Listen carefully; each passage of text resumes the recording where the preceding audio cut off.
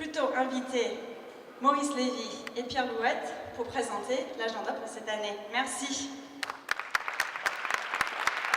Donc, l'année dernière, plus de 100 000 visiteurs, ce qui prouve que Vivatech s'est installé de manière très forte, très ferme, comme l'événement incontournable pour les professionnels et pour le grand public en Europe, dans le domaine de l'innovation, des startups, de la collaboration et de tout ce qui touche à cet univers particulier du numérique.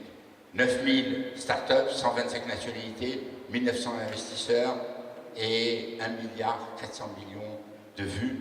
Et grâce à aujourd'hui, on va commencer à dépasser les objectifs qu'on s'était fixés pour atteindre le summum en 2019. L'année dernière, il y avait aussi beaucoup de side events, donc les événements annexes autour. Est-ce que cette année, vous avez aussi prévu des choses après la fermeture des portes à Porte de Versailles? Merci. Tout à fait. Cette année, la croissance de Vivatech, c'est non seulement au sein de nos murs, mais également dans tout Paris. L'idée, c'est de faire vibrer Paris aux couleurs de Vivatech pendant les 3 jours de l'événement. Donc, chaque soir, il y a un programme dédié. Le mercredi soir, on renouvelle l'opération de la VC Night. C'est la rue Montorgueil, la rue où il y a toutes les startups, où une dizaine, quinzaine de fonds d'investissement privatisent des bars et en font des espaces de rencontre pour rencontrer les startups qui sont présentes à Vivatech. Le jeudi soir, on a à nouveau le CEO Dinner organisé par McKinsey. On a également des événements organisés par Accel Partners, qui est le fonds d'investissement avec lequel on travaille, qui rassemble tous les entrepreneurs de la Silicon Valley qui sont à Paris à l'occasion de Vivatech. Et on va organiser, on est en train de réfléchir à ce projet de nuit de l'écosystème, qui serait une soirée entière consacrée à faire vivre tous les hauts lieux de l'écosystème parisien, Station F, le Nouma et beaucoup d'autres, qui ouvriraient leurs portes et célébreraient ce temps fort de l'innovation qui est la semaine où se passe Vivatech. Donc la mobilité, c'est un secteur qui est aujourd'hui traversé par 3 grandes tendances. La première autour de l'électricité, dans le cadre d'une préoccupation de plus en plus importante de l'écologie et de l'environnement.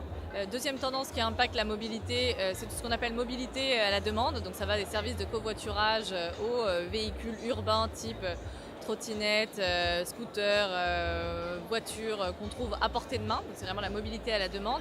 Et la troisième tendance, qui est un petit peu plus long terme, horizon de déploiement environ une dizaine d'années, c'est la mobilité autonome. Donc c'est les taxis autonomes sur lesquels Google sont en train de travailler avec le projet Waymo. Et c'est de nouvelles innovations qui seront présentées à l'occasion de Vivatech au travers d'un Mobility Park, mais aussi de la présence de constructeurs comme Renault et Citroën qui vont présenter les véhicules et la mobilité du futur. Est-ce que c'est un lien particulier avec la ville dans laquelle est organisée Vivatech? Parce que Vivatech est organisée à Paris depuis bientôt 3 ans, ça va être la 4e année cette année. La circulation dans Paris, c'est un sujet qui est très tabou. C'est un lien particulier ou c'est plutôt un hasard rigolo? Paris est une ville qui essaye pas mal d'innovations autour de la Smart City. La Smart City, c'est le modèle de ville davantage connectée et du coup davantage ce qu'on appelle sustainable, avec une meilleure allocation des ressources.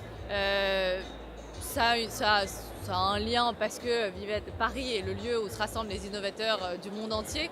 Mais disons que c'est déployé aujourd'hui dans beaucoup d'autres villes et on espère que ces véhicules autonomes et électriques essaimeront dans toutes les villes du monde. Vous avez annoncé qu'il y aurait un deuxième pavillon, un deuxième hall un petit peu plus petit. Il sera dédié à quoi exactement? Dans ce hall 2, on va trouver à la fois de nouveaux espaces consacrés au business avec des lounges pour que les startups et les grands groupes se rencontrent, des espaces de coaching pour faire passer les startups du statut de startup au statut de scale-up, des espaces de rencontre entre startups et investisseurs pour leur permettre de lever des fonds et enfin de nouvelles expériences immersives qui seront proposées autour de 3 dimensions clés, la réalité virtuelle, la mobilité justement, on en parlait, et les green tech. Vous avez annoncé beaucoup d'invités VIP, de personnes importantes, de guests, comme plusieurs personnes du gouvernement ou de l'Europe. Est-ce qu'on peut s'attendre à d'autres invités un petit peu surprises, comme Mark Zuckerberg qui était venu l'année dernière, ou autres personnalités très influentes, très importantes de la Silicon Valley? Oui, clairement, on y travaille, on en a plein dans les tuyaux, comme on dit, qu'on ne peut pas encore annoncer. L'année dernière, on avait annoncé Mark Zuckerberg une semaine avant l'événement. On espère pouvoir vous révéler ce genre de surprise dans les semaines et les mois à venir. Avec plaisir, avec plaisir. Ouais,